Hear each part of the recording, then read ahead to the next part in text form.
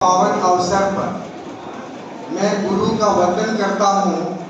इस निमित्त सबसे पहले उनके चरण को स्पर्श करते हुए अपने शाश्वत अभी हैं और जो दिवंगत भी हो गए उस गुरु को कोटि कोटि नमन करता हूँ, जिन्होंने क्या किया कि हमें इस अद्भुत प्रकृति का ज्ञान कराया।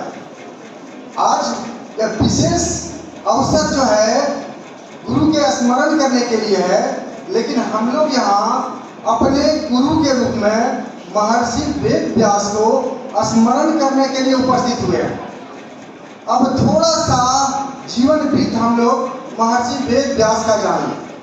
आप सभी जानते हैं कि महर्षि वेद व्यास का जन्म द्वापर युग के अंत में महर्षि वशिष्ठ के प्रपौत्र, शक्ति ऋषि के पौत्र, पराशर मुनि के अंश और सत्यवती के गर्भ से ऐसे दैदीप्यमान नक्षत्र का प्रादुर्भाव हुआ। इनका जन्म एक द्वीप में हुआ था और जन्म के समय इनका वर्ण कृष्ण था। इस कारण इनको कृष्ण द्वैपायन कहते हैं।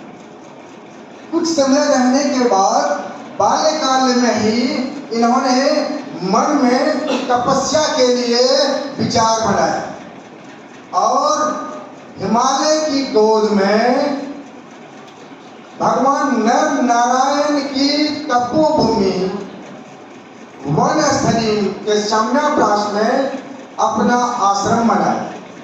वहाँ इन्होंने ज्ञान की प्राप्ति के लिए ईश्वर की आराधना करने लगे। अब आगे मैं चलता हूँ थोड़ा सा वेद की ओर।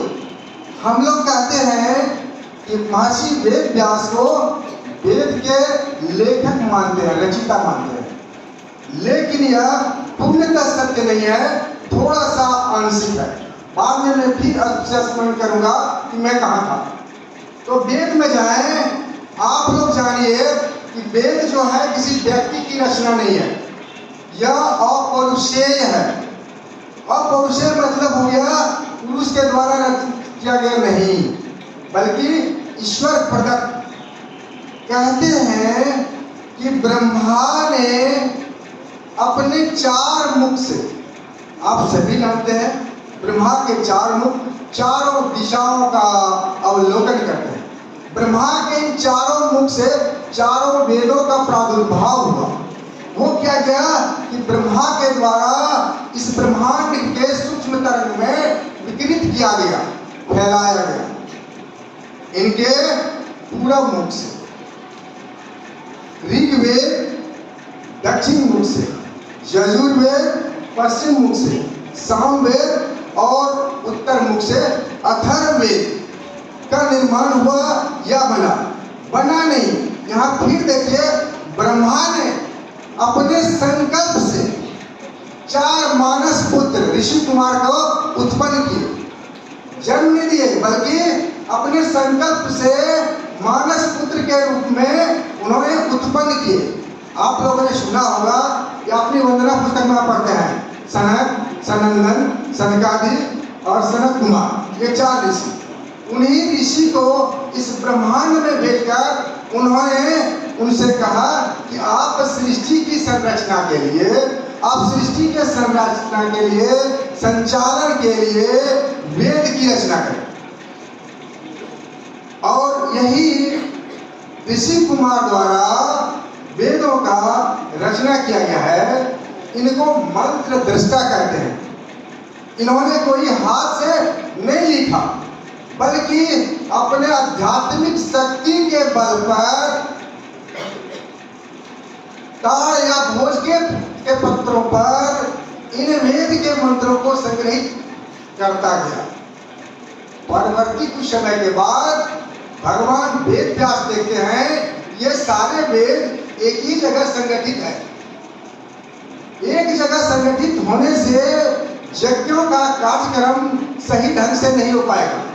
तब क्या किया, इन्होंने सुविधा के लिए वेदों को चार भागों में विभक्त किया। वेदों को चार भागों में विभक्त करने के कारण महर्षि वेद व्यास कहलाए। वेदों का अध्ययन करने के बाद इन्होंने पाया कि यह बहुत क्लिष्ट है, यह जो है केवल द्विजाति के श्रेष्ठ लोगों तक ही सीमित है, यानी ब्राह्मण जाति के विद्वान लोगों तक ही सीमित है, सामान्य के लिए जन सुलभ नहीं है। तब इन्होंने क्या किया, इसी पर महाभारत ग्रंथ की रचना की और महाभारत में 18,000 श्लोकों के माध्यम से 18 पर्व इन्होंने बनाया और उसमें शांति पर्व और अनुशासन पर्व, जो समाज का मार्गदर्शन करता है, श्रेष्ठ उपलब्धि है। फिर बाद में देखा कि महाभारत में भी लोगों की उतनी रुचि नहीं देखी जा रही है और इनका उद्देश्य था कि वेद का जो है सार जन जन तक पहुंचे। तब क्या किया इन्होंने, श्रीमद् भगवत गीता की रचना की। रचना क्या मतलब, उन्हीं वेद के श्लोकों को सुसज्जित करके एक पुस्तक का प्रारूप दिया। महर्षि वेद व्यास ने श्रीमद् भगवत गीता को ज्ञान, कर्म और भक्ति का समन्वय उपस्थित किया।